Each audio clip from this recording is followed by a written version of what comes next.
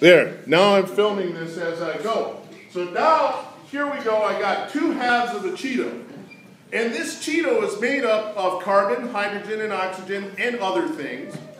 Okay? So that clearly happens. So carbon, hydrogen, and oxygen. And, whoops, I accidentally hit a button. That happens a lot with me.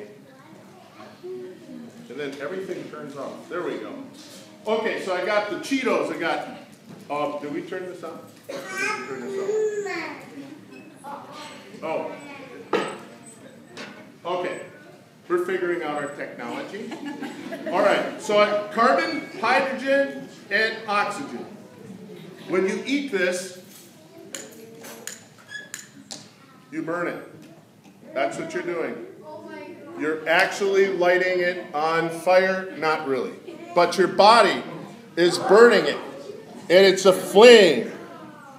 Okay? Woo!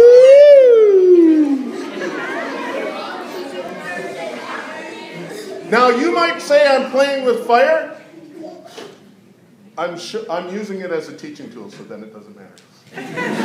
Okay? So your body is burning that food, and the chemical reaction's actually the same. Oxygen is combining, forming carbon dioxide and water. But did you notice it didn't burn real fast? That's because there's not enough oxygen within the Cheeto. I'm going to make some oxygen for us to put in this Cheeto. And the way I do that is I'm actually going to put this here, and I want you to see this because this is like a once-in-a-lifetime thing for a lot of you. I'm going to show you how to make liquid oxygen, and up there you're going to actually see a fluid dripping down into this thermos container here, and that fluid, that liquid, is actually going to be oxygen. And the way I make that is using liquid nitrogen. Liquid nitrogen is really much colder than the temperature it takes to have oxygen turn into a liquid. Now, let me give you an idea of the kind of thing I'm talking about here. How many of you ever grabbed like a can of bottled water or something like that out of a refrigerator? A can of bottled water? That doesn't make sense. A bottle of bottled water out of the refrigerator, and then did you notice it gets kind of wet on the outside? You can form little water molecules come out. Well, that water is actually coming from the air around us. And anyone know what that's called? I heard someone say it. Condensation, right. So I'm using condensation now.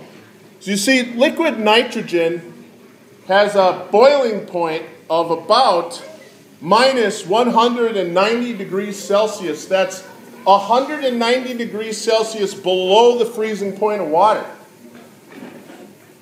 Do you see the dripping happen? If you look up there, it's dripping now. That dripping that you see is oxygen. And if it can't be water because water would be frozen right now. Okay? So the oxygen's starting to stream off. And while we're collecting that oxygen, I want to, I'm going to move this a little. So I'm going to put this right here so we get drastic stuff. So I have the Cheeto right here. Okay? Let's see if I can bend this out of the way somewhat. Well, that didn't do anything. Here, I'll do that. So at least you can watch it. Okay, so here's what I'm going to do. This thing's been collecting liquid oxygen, and I'm just going to go ahead and use this. By the way, if I stuck my finger in this liquid oxygen, it would freeze it solid, just like liquid nitrogen would. So now I'm just letting it sit in here a little bit, and I just need some fire. And I'm going to take this back out again, and I'm going to show you now it's soaking up all of the nice liquid oxygen, and now I'm going to pour this liquid oxygen out on top of it, and quickly, as quick as I can, I got to light this.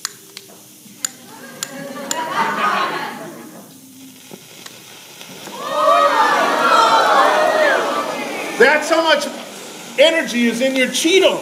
It's really hot. It's a flaming mess of wonderfulness.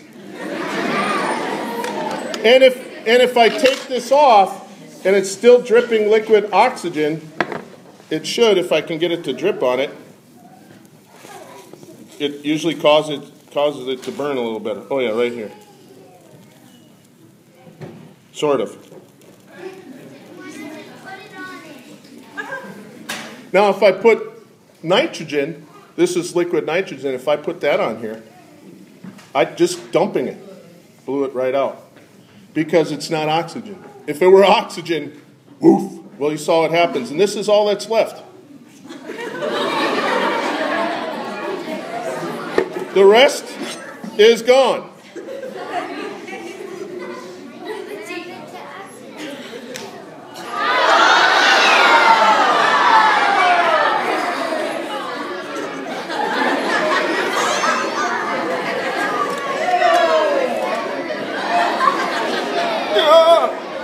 Never eat a burnt Cheeto.